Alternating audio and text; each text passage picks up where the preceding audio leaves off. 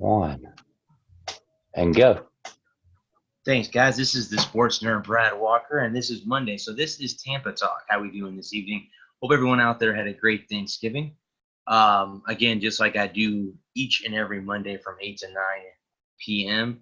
on here talking about Tampa sports. We will be touching this evening on the Rays, Lightning, Bucks, and Bulls. And, of course, we have some great, well, not so great news for the USF Bulls. I'll get to that at the end of the show. The Bucks on a 2-game winning streak. We'll talk about that, talk about the Lightning and how they can improve and maybe get back to their winning ways. And we're going to talk about the Rays. Again, this is the MLB winter meetings begin next week, so there'll be a little bit more next week's show as far as we go. But I have a couple tidbits here and there about the Rays moving forward. But again, guys, thank you again for joining me on this evening. This is Tampa Talk, part of Primetime in the Stables Network and part of NGSC Sports. So let's go ahead, guys, and start with the Tampa Bay Rays. As I said, I have a couple articles that I took off the net today, as I do every week. Just as like I said, guys, with baseball season being in the off season, there's not really a lot of stuff going on out there right now. But I was able to find some things about the Rays. And here's a little bit of it. This article was written by Adam Sanford, and this was made today. Now, this is what he calls the all-decade team for the Tampa Bay Rays. So what this means is he has taken players from the decades that the Rays have been in existence at every position and has scouted which guy he believes would be in that position for the Rays all-decade team. So this is kind of a cool thing. And if you guys disagree or agree with me, it's up to you how you guys agree or disagree. But let's start here. The first, we'll start with the catcher. Let's read what this says. A decade of incredible success about World Series of baseball for the Tampa Bay Rays has come to a close. The Rays made it to the postseason in 4 of its 10 seasons, an overall record of 860 and 761 during the 4 forays into the playoffs. The Rays were eliminated in the American League Division Series all 4 times, but did succeed in their 3 wildcard games. But their run to success, the Rays enjoyed several immense successful individual performances as well as those single-season totals to put a starting lineup that will decide the best starting pitcher and 2 best relief seasons for the past decade. Like I said, guys, here are the stats moving forward. What's up, Corey? What's up, Joe? And what's up, Adam? At catcher, he has Jose Molina, and of course, this was the 2012 season. Molina hit .223 with an on-base percentage of .286 and a slugging percentage of .355, 8 homers. In 2012, Jose Molina started the framing revolution in Tampa Bay. Signed the previous offseason, Molina came with more than average as he proved a decent offensive season. For the Rays, and was incredible behind the plate. His 3.6 F4 for a catcher is the highest for the Rays by a decent margin, as Travis d'Arnaud is the next catcher on the list with a 1.8 F4 this past season. Of course, if you guys did not hear, Travis d'Arnaud signed a 2-year deal with the Atlanta Braves, so he's not with the Braves anymore. At first base, he has Logan Morrison. After a barely above replacement level season in 2016 for the Rays, Tampa Bay decided to bring Morrison back for the 2017 season. Morrison rewarded the Rays by providing them with the best season of his career as he blasted 38 home runs, which is second most in franchise history. At second base, guys, he has Ben Zobrist, 2011. Zobrist was the Swiss Army knife. What? That led the Rays through some of their winning seasons as he did everything that was asked of him. We're putting him at second base because that's where he spent the majority of his time with the 2011 131 games. However, Zobrist has put up some of the Rays' best seasons all around the diamond. Sorry, guys, that was a little bit of a disturbance. Sorry about that. At shortstop, he has Yunel Escobar in 2013. The Rays were in desperate need of a shortstop, and although Zobrist had filled it excellently during the 2012 campaign. The Rays had used for Zorilla elsewhere, so they went out and acquired Yanel Escobar from the Miami Marlins and Derek Dietrich. Escobar came over with a colorful pass, but Joe Madden and the Rays found a way to get the best out of him as he provided a league average bat and exceptional defense. At third base, Evan Longoria, 2010. Mr. Ray, Evan Longoria was exceptional and seemingly well on his way to a Hall of Fame career at the start of the decade, as he could do it all for the Rays. Plenty of power to go along with superb fielding ability. Longoria would be awarded a Gold Glove at the season's conclusion and also finished sixth in the American League Most Valuable Player voting. Left field guys, he has Carl Crawford in 2010. In terms of contract season, you can't have much better of a year than Carl Crawford had in 2010. The speedster put it all together. He displayed an impressive contact and pop to go along with his plus speed, 47 stolen bases and 13 triples. Following the season, Crawford was awarded a Silver Slugger and Gold Glove. And then the Boston Red Sox gave him a 7-year, $142 million contract, which worked out really well. As a Red Sox fan, I'm not really sure how that worked out really well. But anyway, guys, center field, Kevin Kiermaier, 2015. And this is spelled out defense, defense, defense. This is the name of the game for the outlaw Kevin Kiermaier, as he made himself known as defensive prowess in 2015. In the American League, Kevin Pillar and 22 defensive runs saved the second most in the AL. Kevin Kiermaier had the most with 42 DRSs that would earn him a Gold Glove award and eventually a Platinum Glove, which is given to the league's best overall defender. Guys, in right field, he has Austin Meadows, which is this year's 2019. Meadows quickly made his presence known for the Rays in 2019 when he homered in his. Hang on a minute, guys. Hang on just a second. Go ahead. Go ahead. Go ahead. Go ahead. Go ahead. Go ahead.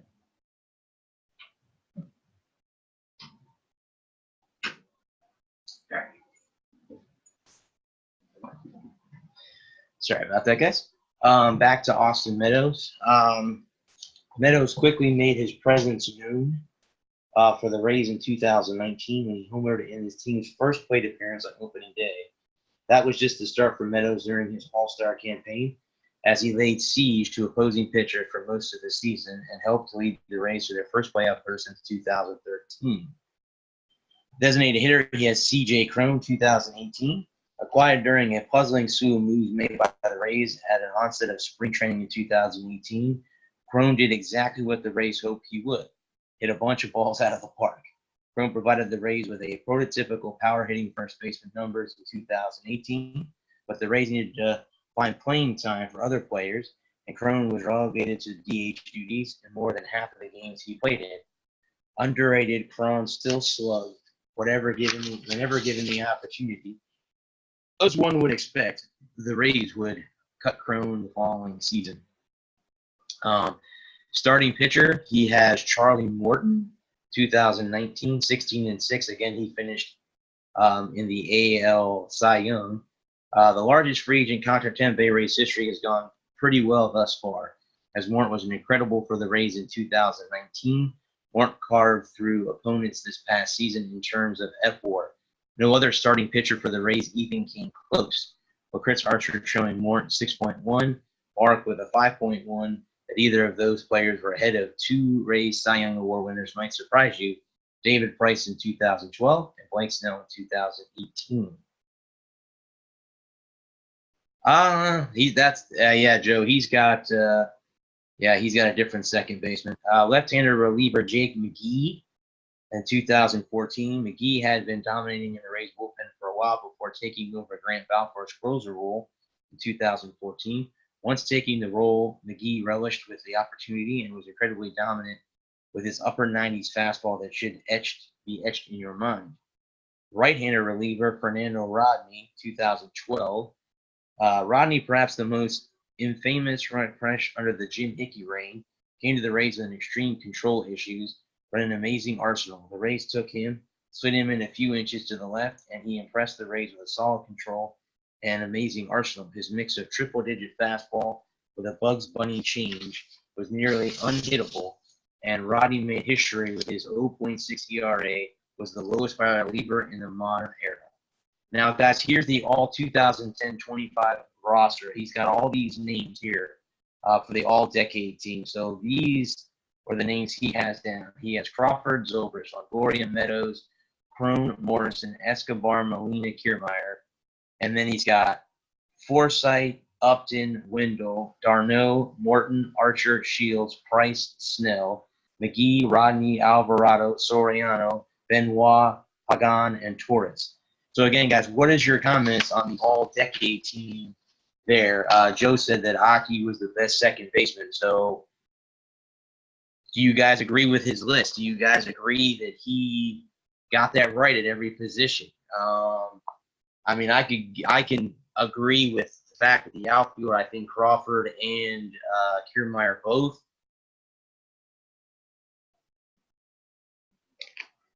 definitely deserve to be there. He's got the starting pitchers correct also. You have, of course, great list. Yeah, that's not my list, Adam, but that's the list that the guy provided.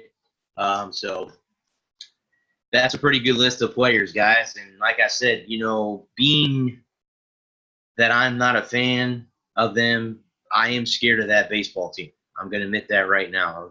It's not they're scary. They're a scary young baseball team that has a lot of power. So, I wouldn't be surprised. I would not be surprised at all if they don't come back and win another 90 games this year. I wouldn't be surprised. Okay, guys. Now, if you are local here, you know who Mark Topkin is. He is he's the Rays writer for the Tampa Bay Times. He wrote an article today talking about, did they make the right decision by getting rid of d'Arnaud and keeping Mike Zunino? So here's what he says about that. Here's his opinion on why he believes it was the right decision and the wrong decision. The Rays have made several interesting decisions in the last week, headlined by letting catcher Travis d'Arnaud go and then recommitting to keeping Mike Zunino.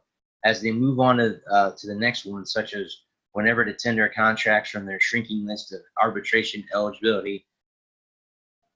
Oh, no, definitely, I'm a no. Joe's cannot be. You're exactly correct. Chaz Rowe is projected $2.2 million outfielder. Guerrero Hermida $1.1 million by Monday's 8 p.m. deadline. Let's review if they were wrong or wise. Okay, so we're going to start, guys, with Travis d'Arnaud. d'Arnaud was, for the Rays anyway, the rare find of a two-way catcher who also got raves for what he did in the clubhouse. They should have wanted to keep him and did, but clearing only to a point less than the $16 million over 2 years he got for the Braves. He not only filled the hole behind the plate capability, but gave them right-handed power that they needed and now do again, and came up clutch numerous times. His 2.63 average, 16 homers, 67 RBIs, and 7.82 on-base percentage, all in 92 games after a slow start following his mid-May acquisition, was a huge part of their success. An exceptional bonus when they got him during the mid-May injury mess for a bargain price of $100,000. Wise. Was d'Arnaud the best catcher the Rays had seen, or did they see him at his best? He will be 31 in February. He has been injury-prone, playing less than 110 games in 5 of his 6 seasons. He cooled considerably after a sizzling 2 months, whether pitchers adjusted or he tried after having missed nearly all 2018 recovering from surgery. After a sizzling 44-game stretch from May 27th to August 5th, hitting .321 with 13 homers, 44 ribbies, and a 1.02 OPS, he hit just .232. What's that, Phil? 3 for 23 and a 6.6 over his final 38 games, and a 105, 02, 3.23 in the playoffs. While the $8 million annual salary wasn't crazy given to the market, the overall $16 million commitment may have been too much, as the Rays' usual budget concerns and squad of young players they'll eventually have to pay. All right, guys. So here's the wrong and wise for this Mike Zunino. There's a good reason to instead ditch Zunino, given an historic bad offensive season: 1.65 average, 9 homers, 32 ribbies. That cost him his starting job. It's not like he had been great offensively with a career 2.02 average. Plus, because he was arbitration eligible, he would still have gotten a raise from his 1.25 million salary, even though the Rays got a reliably good deal guaranteeing him only $4 million and giving him a 2.21 option for no more than 5.25 million. That would be tough to eat if he struggles again. And this early in the offseason, there were options. Why? If the Rays didn't already have Zunino, he would be kind of a guy that would be interested in getting a 28-year-old elite defensive catcher coming off a down offensive year. They think they can improve and at a reasonable rate. Given the choice, they'll always take the defense first behind the plate. And he did hit 20 homers in 2018, 25 in 2017, though playing in the AL West. With his $4.5 million salary, they considerably add another veteran at late the offseason bargaining price, still pay less than d'Arnaud's salary, and somehow they land a frontline catcher in a trade. Could be easier to deal given the 2021 option. We couldn't avoid losing Travis, but to keep Zunino. Joe, I was really surprised too that they got rid of d'Arnaud as well. So that is that. So he talked. That was the kind of the thing he talked about. With arbitration eligible list down from 9 to 6 after ditching Matt Duffy and Jesus Aguilar and re-signing Zunino, Rowe will be. So this is talking about Rowe and them. Perez is still here, right? I believe he is. So here's something else that he wrote about, talking about Chaz Rowe and Gamiro Heredia. Reliever Chaz Rowe has worked in more games than any N1 for the Rays since being acquired during the 2017 season, but he may have pitched his way out of their price range. Rowe will be the most interesting subject of conversation heading into Monday's 8 p.m. deadline to tender contracts, given a projected $2.2 million arbitration-driven salary and the potential for a reduced or at least altered role in 2020. The new rules governing reliever usage. So that's going to be an interesting thing there, guys, with Chaz Rowe. And as far as Heredia's status with the team is also in question. He could to move to a free roster spot and for financial savings. Though credited for his upbeat personality and energy, Heredia hit only .225 with 5 homers and 20 ribbies. He is a lefty hitter and a good enough defender that he made 35 starts in center field, though Brian O'Grady acquired last week from Cincinnati could challenge for the reserve outfield spot for what now will be a 26-man roster. Dropping Heredia wouldn't yield much cost savings since the MLB minimum will be $563,500, but will open a roster spot that could come in handy. That's a big chunk of change as a to be paid MLB. How many of you guys would take $563,000? I sure would. So then you got, they're talking about Tommy Pham, $46 million, committed to 6 players for next season. Pitcher Charlie Morton, who signed for $15 million. Center fielder Kevin Kiermaier, $10 million. Starter Blake Snell, $7 million. Zunino, $4.5 million. Infielder Brandon Lau, $1.5 million. So there you go, guys. There's kind of a couple things up on the Tampa Bay Rays. Yeah, I would too, Adam. I'd be signing tomorrow if I could get $563,000 a year. If I could do this for that kind of money, I would do it tomorrow. But that, guys, is that's it for Rays. Like I said, next week we'll have a little bit more news because of the winter meetings going on next week. I'm going to be listening to 620, I think from noon to 1. One of their correspondents will be directly at the winter meeting, so I will definitely be listening to that to catch up on anything on both shows, both the Rays and then, of course, anything else going on in baseball. Will be on the Walker Report. Again, that's every Thursday night from 8 to 10, and it will be on its regular scheduled date this week. They wrap up, I believe, after next week. I think it's when they got. And we'll also, the good thing about the winter meetings, guys, is we'll find out what punishment the Houston Astros will receive for their cheating scandal. So that's also, something that has come up. Let's talk, guys. Move to the Tampa Bay Lightning. I Again, guys, this show will not be on next Monday because I will be at the Lightning Islander game next Monday night. So this show will be on Tuesday night from 8 to 9 next week. So that's kind of like a update. It will be on Tuesday night next week from 8 to 9. It will not be on Monday because I will not be here. I'll be at the Islander game. If you guys did not catch it, currently the Lightning are on a 3-game losing streak. They lost over the weekend to the Washington Capitals on Black Friday and then followed it up with a loss at home on Saturday against the Carolina Hurricanes. They have a game tomorrow night in Nashville to play the Predators. The Lightning lost in overtime to the Islanders 4-3 after being up 3-1 in that game. So they blew a 2-goal lead going in. That's been the sour note so far this year for them is they haven't been able to hold a lead, which is kind of unlike them. I'm not really sure what's wrong with the team. I think the team has made strides. From October, they made a huge move in November. And again, guys, I know this is sound like a broken record, but they still have a lot of games to make up, and a lot of points can be different. I think this team still has a weakness in the defensive area. We're allowing too many shots. We're not taking enough shots. They need to do better than that. John Cooper has stated that. In fact, during, I don't know if it was the Capitals game, one of the Lightning announcers said while he was in between the benches that Cooper asked them specifically, are you going to shoot the puck or are you just going to hold it? So he's stressing that he wants these guys to shoot more. I don't know what we're doing. I don't know if we're trying to come up with, ESPN top 10 passes or something.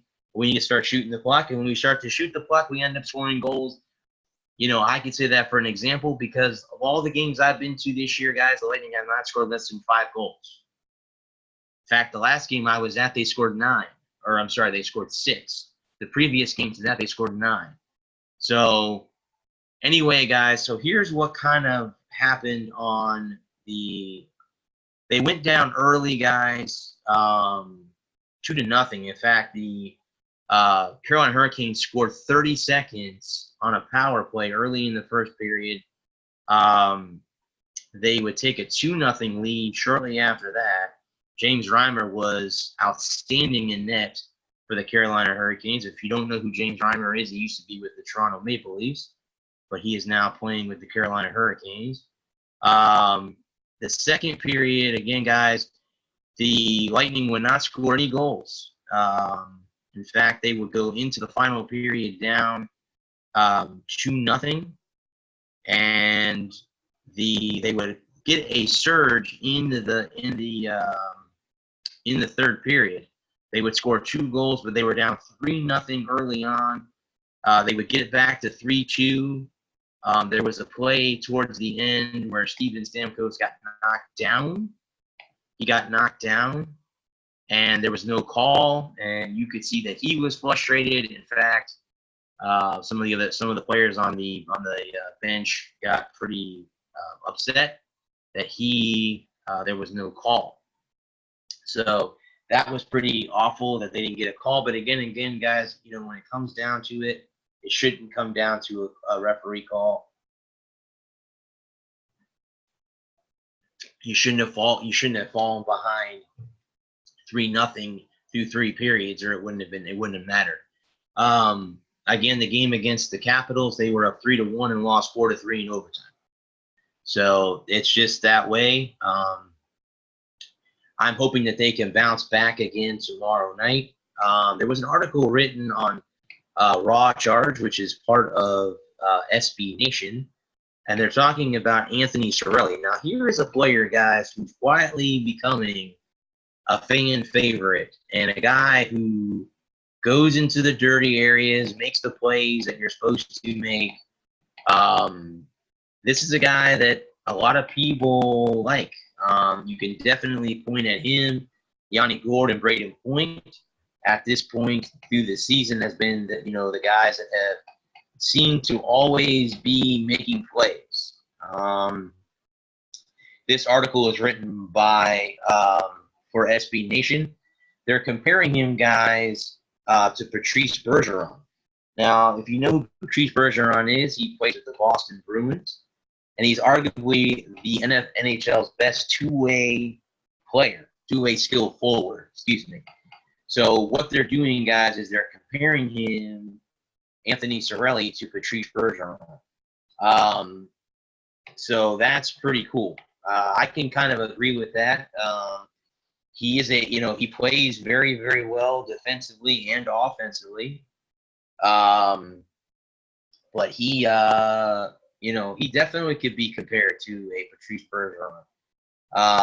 And they're going to need him. They're going to need secondary scoring too, because again, if you watch the Carolina game, I watched the end of it, guys, because I was flipping back and forth from the Gators-Knowles game on Saturday. And, in that final 2.5 minutes, they pulled the goaltender, 6 skaters out. And what did the Lightning do but go to try to get the puck in the hands of Stamkos and Kucherov? Well, the Hurricanes knew that was coming. So they have to kind of get some secondary scoring. Cirelli definitely could be that guy. Tyler Johnson could be that guy. Killorn. They need Braden Point. They need some secondary scoring. And they gotta play better defensively, guys. That's what it all comes down to. They're giving up too many shots, too many goals. But then again, guys, we need to calm down, because I know from what I've seen from October to November, we got better. I could see this team getting better in December. And remember, we still have December, January, February, and March. There is still 4 months of the season left. Don't push the panic button. If we fast forward to, end of February and they're still like this, or end of March, then we can go ahead and start pressing the panic button. But until then, this team will find a way to get back. They're not going to be the same team they were a year ago. People need to get off that train right now. Okay, this team is not going to win 64 games again this year. Because, in my opinion, as a hardcore Lightning fan as I am, here's what I want them to do. Get to the playoffs and get out of the first round. After that, I don't care. Period. I don't care. They need to get to the playoffs and get out of the first round. If they can do that, then that's a win then that's a win for me. Because plain and simple, that's what they need to do. And if that is them being second behind Boston, or being third behind, Boston and Montreal, or Boston and Toronto, whoever the top 2 teams are, well, then so be it. Because I'm going to look right now, guys, at the standings here real quick. Let's see how far, where the Lightning are they fare right now.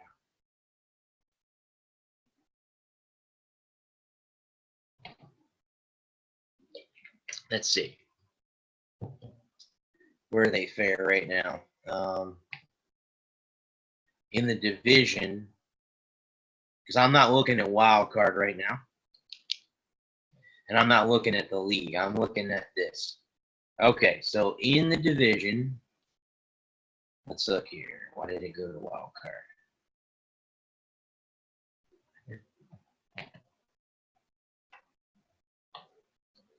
Let's see here, guys.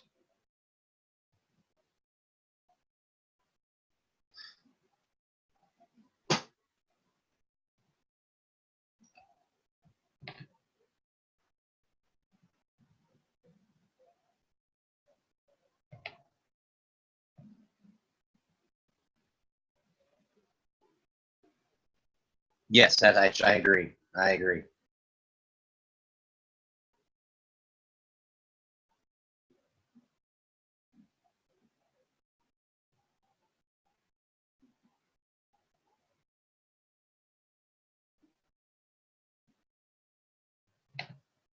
Okay, here we go, guys. This is what I'm looking at right now. Okay, the Lightning are at 27 points. We are 3 points out of third place and 4 points out of second. Now, here's the thing with that. Right now, the third place team is the Toronto Maple Leafs. We have 4 games in hand on them. The second place team is the Florida Panthers. We have 2 games on them. So if you take 8 points and or 6 points, right now we would be in second place, and or we would be actually in first if we got all 8 points that we have with the Toronto Maple Leafs. And we have 3 games in hand with the first place Boston Bruins. So, guys, like I said, don't worry about the Lightning. We will find a way in the end to get back to, a team that will definitely make the playoffs. Yes, and we do play those teams a lot. Actually, before we get to the new year, we will have finished all 4 games against the Buffalo Sabres, who we've won 3 times. We will be finishing up with the Florida Panthers as well. We're 1-1 against the Panthers this year. But we will have both of those teams done before we even get into January. So those 2 teams will be out of the way. So that leaves, of course, Boston, Toronto, and, Boston, Toronto, and company. What is left? What's left there? But that's, guys, I mean, again, that's pretty much the wrap, on the Lightning. They, of course, like I said, they have a game tomorrow night against the Nashville Predators. They're in Nashville. All we got to do is just get a win, end the losing streak, get a win. Yes, we got 1 point against Washington. We need to get 2 points. We just need to get a win, get a point, get some points, keep moving forward. I think the team will be fine. I don't think there's going to be any issues. Like I said, if they're playing this way at the end of March, then we can press the panic button. How many more times do you all get to play the Wings? That's coming up, but I believe they play Detroit coming up at the end of the month. I have, like yourself, I have friends who I'm very close to that are Red Wing fans who usually want me to come over when the Lightning play the Red Wings, and they're not very happy because we've owned Detroit for the last couple seasons, so they don't like the fact that that the Lightning have won so much over the Red Wings recently. But guys, let's go ahead. I'm going to save USF for last because there's a lot of stuff going on with them, so I'll leave that last.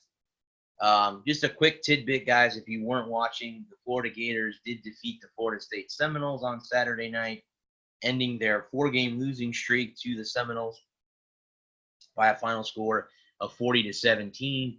My prediction before the game was 42-14, which came very close to happening. I didn't think Florida State could move the ball. They did get an opening drive touchdown, but after that, the Gators adjusted and took the Seminoles off balance. It's going to be big news there. They're getting a new coach, and like I said, I have big news with USF. We will be talking about that later on as well. But, guys, let's get into the Tampa Bay Buccaneers, who, guys, if you're not watching, have won 2 games in a row. This team took care of business yesterday, winning 28-11 over the Jaguars in Jacksonville.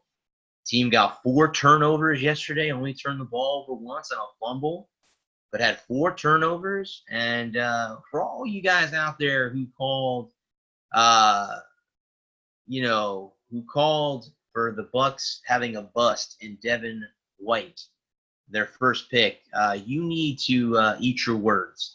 That young man has grown through this season, and yesterday he had not 1 but 2 turnovers, an interception, his first career interception. He also had a scoop fumble for a touchdown yesterday. He stopped Leonard Fournette on the goal line, and you saw the game. They got into a little shoving contest. Of course, they have some similarities, guys. Both of those gentlemen both went to LSU. The new rankings will come out tomorrow night. I'll be talking about that on the Walk Report on Wednesday or on Thursday. And Winston didn't look like a man with both his. That's right. He had a good game yesterday as well. Even though he didn't have any touchdown passes, he did not look too bad yesterday. He made better decisions yesterday. He was able to run. He threw the ball away when there was nothing there. I think that's what everyone expects him to do in his 5th year. What he's been doing is what, second-year quarterbacks do, not 5th-year quarterbacks. So if he gets a little bit better, the question again is, are they going to franchise tag him? I would not. If the Bucs franchise tag anybody, It's going to be Shaq Mason. By God, that man has he had 14 sacks. He's got 16 sacks, I think, now on the season. That man is, on fire. That defense is on fire. Vita Vea, again, yesterday had a big game. Shaq Barrett had a big game. Sean Murphy-Bunting had an interception at the goal line on the Jaguars driving down the fourth quarter. Had that been a touchdown at the time, it would have been 25-18. And who knows what would have happened, but the interception happened. Murphy-Bunting got his first pick. So yeah, guys, this is something else. This team played very well yesterday.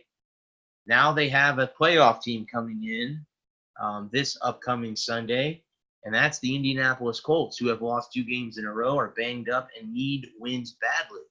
This is a good chance for that Buccaneer defense to stop a playoff contending team.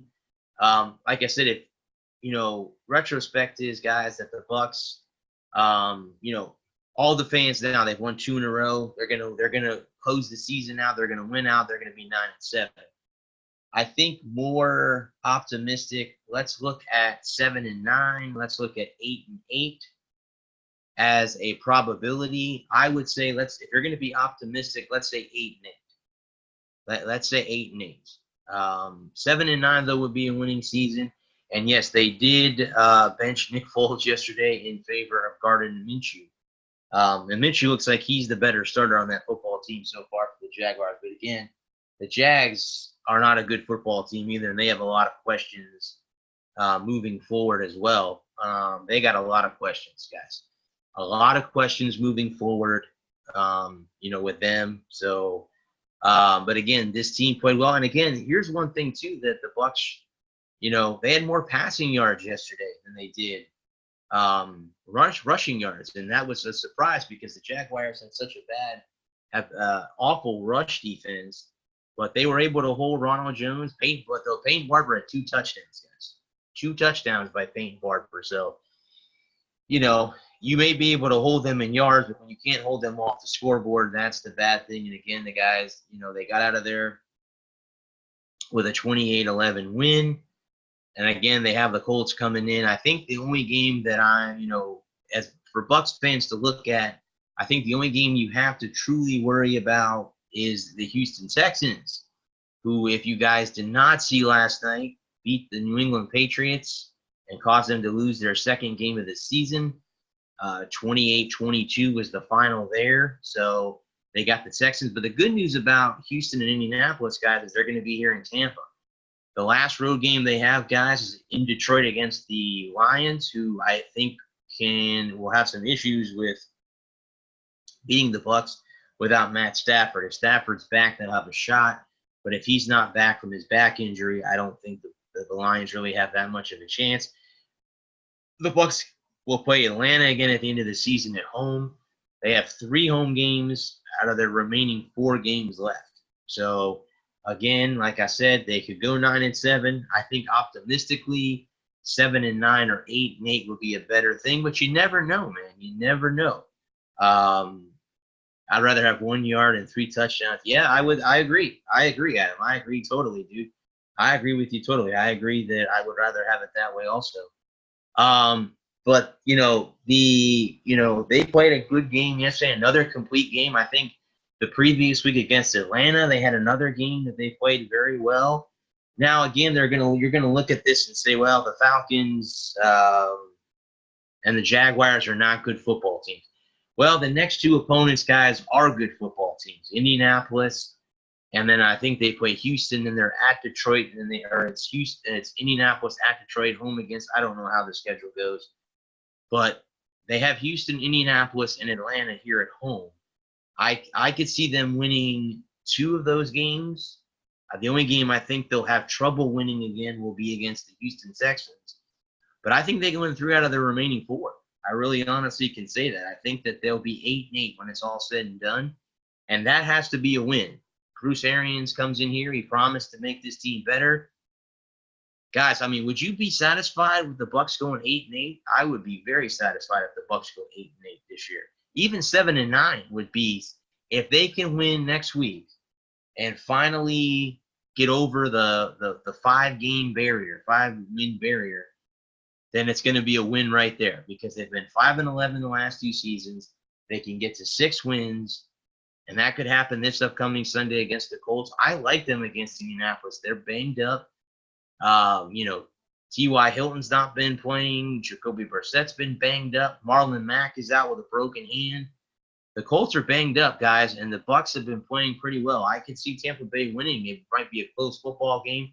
Adam Vinatieri has been off all season, so their field goal kicking hasn't been great. The Colts, they're not very good shape because Tennessee and Houston are the top 2 teams in the AFC South. And who would have thought in their right mind that the Tennessee Titans with Ryan, are you ready for this? Oh, my Lord. Ryan Tannehill has taken that spot away from Marcus Mariota and has put that team in a chance for a playoff spot. That is unbelievable. If they get 6 wins, they'll get a bowl. Yeah, unfortunately, that's college football. That would be great if that was the case, but that unfortunately does not occur in the NFL. But I think even if they go 9-7, they're not going to make the playoffs because the NFC is loaded. So it's going to be very hard for them to get into the playoffs. But I will say 8-8 or 7-9 at the worst. I don't see them going 6-10. I don't see them going 5-11. I think they will go 8-8. I think that's where I think they'll end up. Again, the last 4 games, I think they'll beat the Colts, they'll beat the Lions, and they'll beat the Falcons. The only game I think they will not win would be the Texans. But again, guys, you never know what might happen. You don't know what might happen until the game comes. And again, being that it's a home game here, I wouldn't count anything past that. Adam, he's not wasted down in Miami because he's taken that starting job away from the great Marcus Mariota, who, of course, was drafted right after Jameis Winston. So that's kind of funny how that all occurs there. But moving on, guys. So let's get to the beef of the show. And this is, I predicted, guys, last week on this very show that the USF Bulls would get blown out by UCF. It came to fruition. That's exactly what happened on Friday night. And again, people say, oh, wait a minute, I thought College football was playing on Saturday. No, this was a rival game. Some of the games were played on Friday. But this is how the season has gone for the USF Bulls. If you watch the game, I watched a little bit of it on Friday night. And right off the bat, UCF went down the field as they normally do on mostly everybody. And what do the Bulls do? What do the Bulls do? Here's what the Bulls do. They get some false start penalties. Every time they move the ball forward, big play, penalties would go back. And vice versa. They would take 7 steps forward and take 9 steps back. But it's not good. It's not good. Well, so they finished the season 4-8. They finished the season. This is my second season covering them for iRock Media. Last year, guys, in the 5 games I went to, the Bulls were 4-1. This year, they were 1-4 in the games I attended. But here's the peachy news from around the world. This happened yesterday, guys, as Michael Kelly, the athletic director at USF, has fired head coach Charlie Strong. He is no longer with the program. He was fired. The press conference took place earlier this morning about that situation. Plain and simple, it was bad. It was bad. It was a bad season. Charlie lost the team, guys. That's my opinion. Charlie Strong lost his football team early in the season. they gave up. They quit playing for him. Plain and simple. That's how it all went down.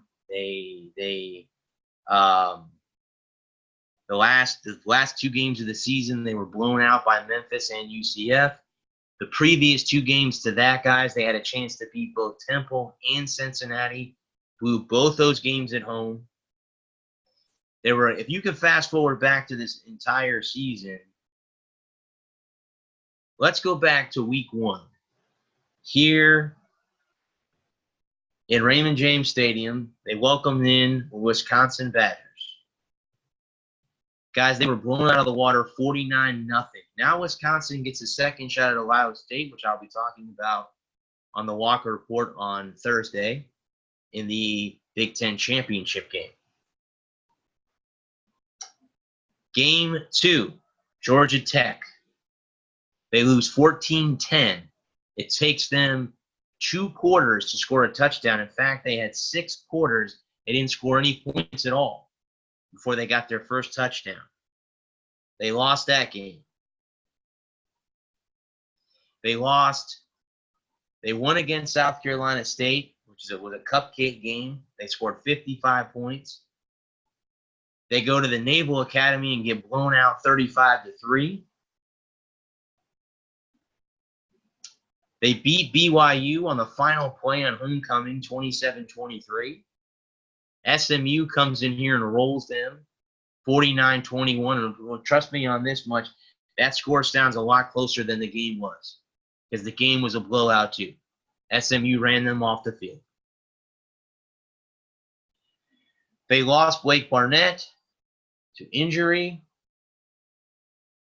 Jordan McLeod is a redshirt freshman quarterback. You saw his mistakes. You saw the mistakes that he made as a young kid. It's unfortunate that it happened that way. It really is, in all honesty. It's just one of those things where you wonder, where did this team decide they were going to quit on Charlie Strong? I don't really know what game, guys, it was. Now the question remains is who is going to replace Charlie Strong? Rumors are they're going to bring back Willie Taggart. That's what I've been hearing most of the day. I don't like that decision at all. I think if you're going to bring back anybody from the past, you bring back Jim Leavitt, who was the winningest coach in this program's history. And again, guys, I don't know what to say, because I watched this team and I don't know what else to say, man. They did not play. Kerwin Bell, who I guess is still on staff, Stanley Corvo, I believe, whoever I think that's their defensive coordinator, is now the interim coach. Yeah, you know what, Adam? I think also too he may have lost the team before. I'm hoping that they go out and get a young offensive coordinator or something like that they can bring in here that wants to bring this program back. A lot of people asked, as it was asked in the press conference by a reporter to Michael Kelly, is Charlie Strong, when he was hired here 3 years ago, was promised a new indoor football facility. Well, guys, they still don't have it. So they want to say that was a problem with getting recruits to come here because they were promised that. I don't really know if that was the problem. Just this team struggled offensively all season. The defense played well all year. I mean, they gave up some big plays here or there, but they played well. A lot of the games, the Temple game, Cincinnati game, they put the offense in a chance to win the football game, and unfortunately, they were not able to do what they did. And that's just unfortunate, guys. That really, in all honesty, is unfortunate because, again, had they won against Georgia Tech, had they won against Temple, had they won against Cincinnati, they would have finished same record they had last year, 7-5, and they'd be in a bowl game going on right now. But again, as we said earlier in the show, the coulda, woulda, shouldas, and that's the way it is. So we'll have a new head coach. I will be, as soon as I find out who that is, if that happens before this show, it will be announced on this show or on the Walker Report. And I'm sure it will be an article that I'll be writing for High Rock Media. I did write an article about Charlie Strong being fired. If you want to go over there, check it out.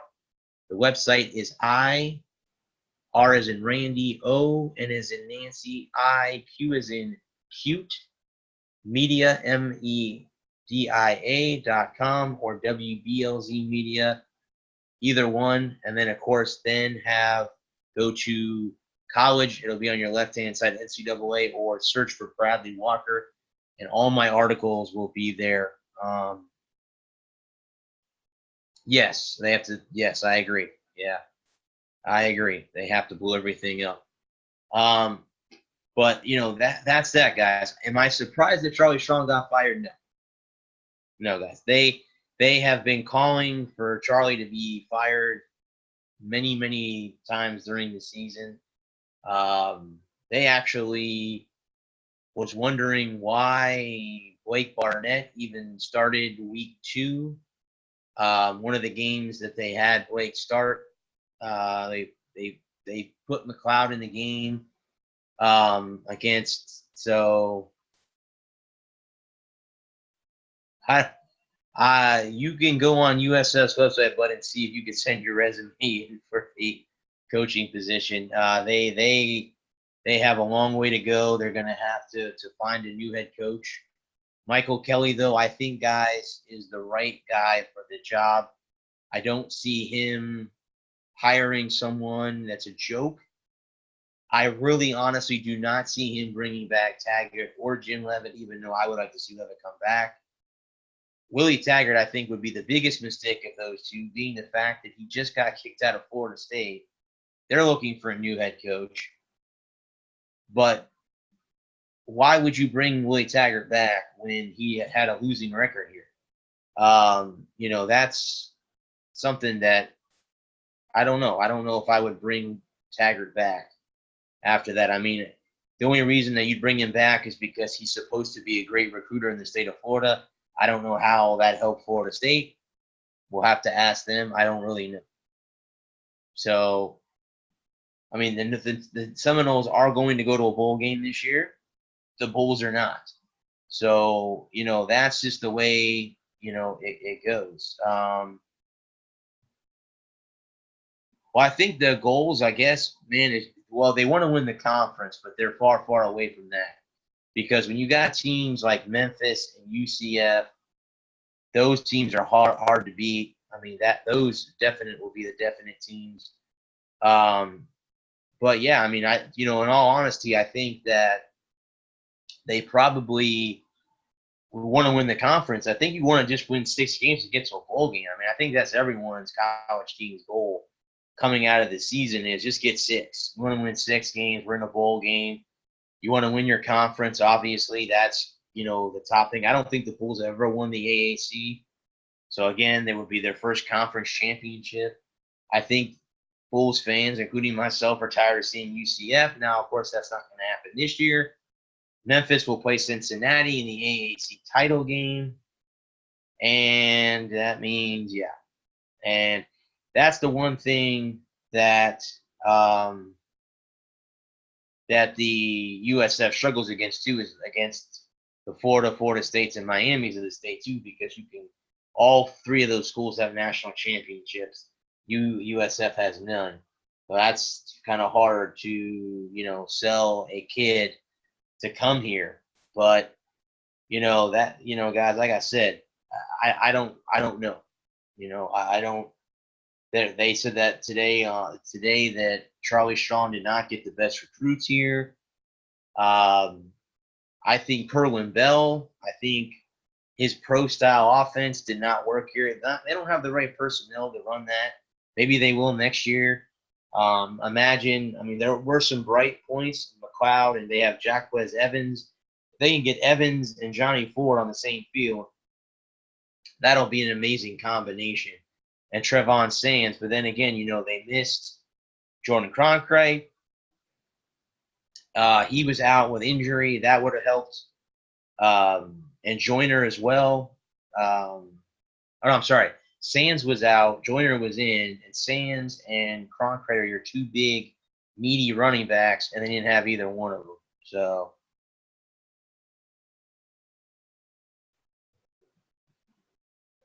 well, in that situation, yeah, I think I would too, because you're coming out of the cold. So I would definitely come to USF too, because you're getting out of the cold weather. But that's the thing is, can you convince a kid from Michigan or to come down here? We'll have to wait and see, how that goes. How that plays out. I don't know. But again, as we all know, the Charlie Strong era for USF has come to an end. There will be a new head coach next season. I want to thank iRock Media for giving me the opportunity to cover USF for them again this season. I'm hoping next year that I get the credits again, as they will begin their season in Texas. That's right. They head to Austin to play the Texas Longhorns to start the season next year in 2020. I'm hoping to get credits for the next couple seasons because the Florida Gators will be here in 2021, and I am looking forward to that football game at Raymond James Stadium. There's going to be a lot of blue and orange on that day. But again, guys, that's the USF. That's what's going on with USF. The coordinators are still here. The head coach has not been announced yet. Michael Kelly said they're not going to rush this. They're not.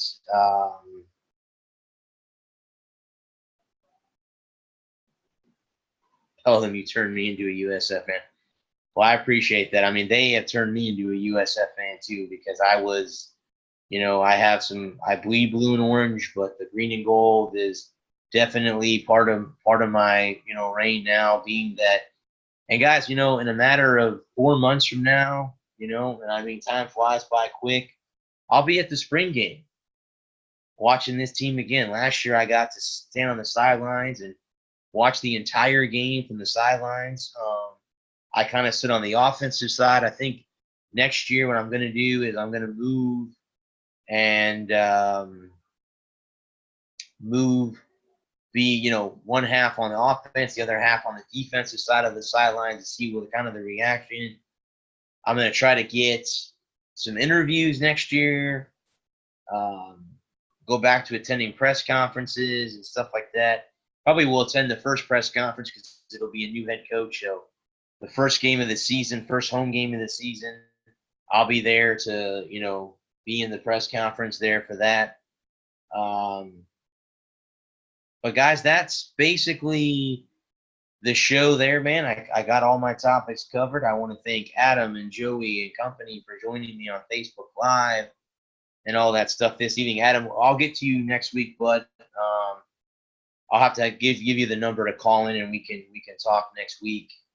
Maybe we'll have some information about USF's hiring coach, or talk about the Buccaneers or something like that. But guys, again, this is the Sports Sir Brad Walker. This is Tampa Talk. Thank you for joining me. This show will be not on next Monday the 9th. It will be postponed until Tuesday the 10th from 8 to 9. Because I'll be at the Lightning game next week with my buddy Danny at the Islander game, so I will not be here. As I told Breck, who runs the show here, my producer here, I said it will be hard for me to do it in person because it's so loud there. I would be happy to do Tampa Talk. I will definitely do it live. If I could do it live somewhere, I would do it, but it's very loud there. Before I go, guys, I want to thank again the men and women of our armed services. Thank you for your sacrifices that you make, both active and retired.